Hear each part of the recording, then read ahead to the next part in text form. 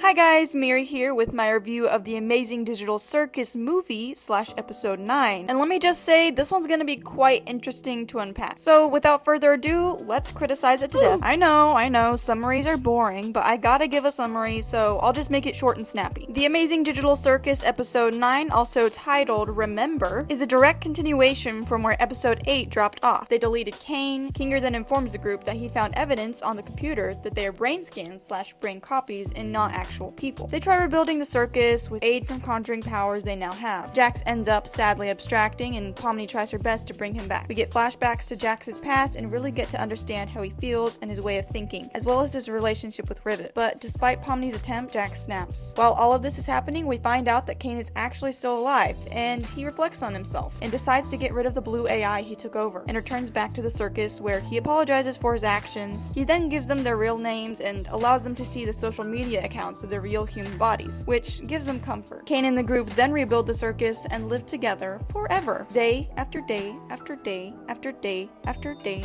after day, and you get it. Okay, starting off with some of the stuff that I liked, the small critiques I had, and the small plot holes that I noticed. Then we'll get to the juicy stuff. First off, the animation was amazing. Like, I know you may have heard this a lot if you're a big TADC fan, but the animation from episode 1 versus episode 9 is just so groundbreaking. There were definitely some beautiful scenes in this finale. That grass looks good. Next, the voice acting was peak, as always. The VAs delivered so well in this. They all made the characters sound so much more real. And speaking of characters, we finally got to meet Ribbit and Kaufmo. Man, I love Kaufmo. He was such a chill dude, bro. I even named my frog after him. The other one's name is Ribbit. Anyway, I love that we got to meet some new characters before the series ended. Quoting a comment I once saw but can't find for the life of me, the people who watched for the characters and their overall development were really satisfied with the ending. But the people who watched for the story as a mystery to be solved were disappointed in the ending. And I think this comment says it all, because there was great character development in the episode, but story development, not so much. Like, what the heck happened to the whole CNA thing? It's like they just dropped that whole plot. Here's a comment that I found, and I'll link in the description where exactly I got all of these comments, but here it is. I was hoping we'd learn more about CNA. Like, what happened to this company? Are they still in business, or how is the Amazing Digital Circus still running? Even the blue orb, which is supposed to be CNA's second attempt at making an AI, we never really learned much about him. So look, I know Scratch had to do with CNA, but I feel like he was such a wasted potential of closure on the whole plot, and he could have answered so many questions we had. I just feel like it's a bummer that he didn't really get any screen time at all. Another thing I noticed in this episode was how so flippin' long the Ragatha and Pomni hug was. Like, why was that scene so dragged out? Comment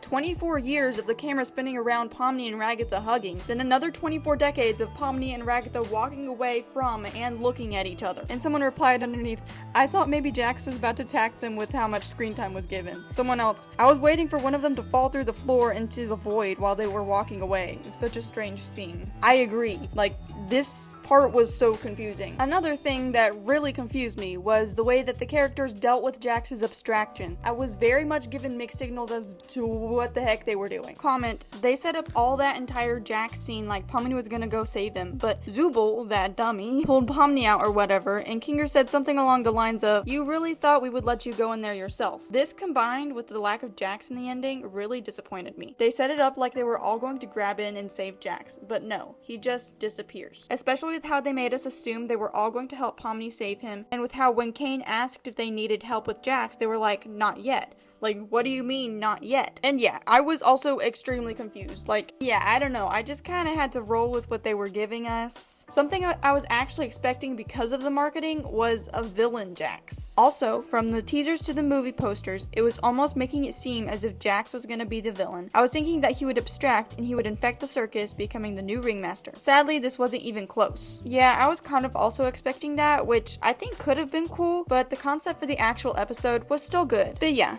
instead, Jax abstracted. We all knew it was coming, which is weird because Alex Rochon literally said it was gonna be so unpredictable. But he abstracted in the worst way possible, might I add. Because why the heck did he abstract off screen? Like, I'm sorry, but I was very disappointed at that, even more because I 100% first believed, the second I saw the abstraction, that the abstracted characters had left the cellar. Like, they could have spelled it out a little bit easier, I think, but, I mean, you do notice in a few seconds afterwards when Pomni says his name, Jax. But like, my stomach dropped when I realized we did not get to see his abstraction happen. Now, I do understand what they were trying to achieve here. As someone commented, I liked it because it reminded me of another impactful death that happened off-screen, in Bridge to Terabithia. No build-up, no tensions, nothing. Just crude, cold reality falling to you like a bucket in the head. It perfectly I think they're trying to say encapsulates how a person you know and hold dear suddenly passes. You saw them yesterday,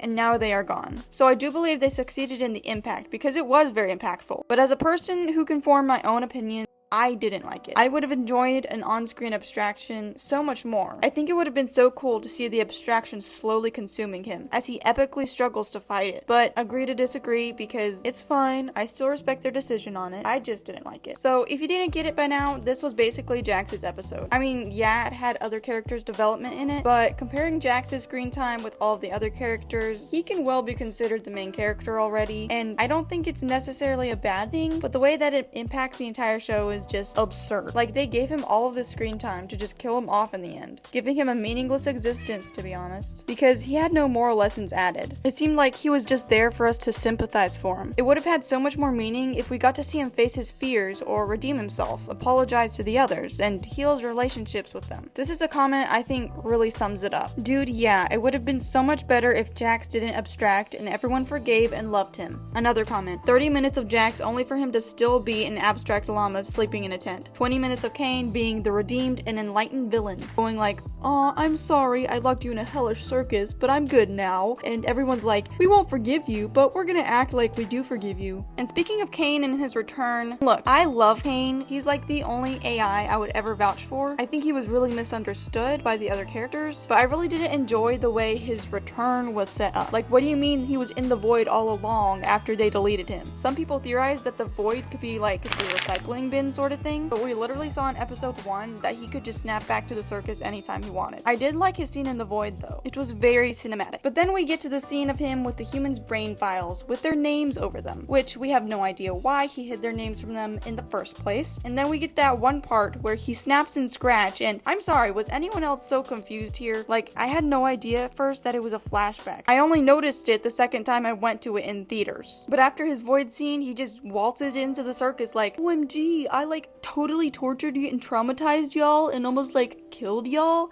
but you know, I'm sorry. Here, I'll just give y'all's names back, which I stole for no reason." Then Zubul just says, "No, we're gonna have to take some time. We can't forgive you right now." And then literally the next scene being them all buddy-buddy with Kane. Like, the whole Kane coming back thing seemed so forced to me for some reason. But nonetheless, even with all my criticism of this, I really enjoyed seeing him happy, and I enjoyed seeing how he fixed his mistakes with all the characters. And the more I think about it, Kane and Jax have very similar stories, but they're polar opposite. They were two sides of the same coin. They were both misunderstood, they both did terrible things, they both had terrible relationships with the rest of the cast, yet one redeems himself and heals that relationship, and the other pushes everyone away and breaks himself in the process. I don't know, maybe I'm just searching for something that's not there, but it could be a moral lesson that they were trying to intentionally put in there. If it was intended, however, then it was very obscure. I will say I did shed a few tears in the theaters. However, when I walked out of that theater, I had absolutely no idea how I felt of the situation. I mean, it was kind of funny. I walked out with a small smile on my face, then I got in the car and kind of bawled my eyes out, and then I realized I was kind of disappointed or unsatisfied with the whole thing. I mean, don't get me wrong, it was a really good episode, but was it a good ending?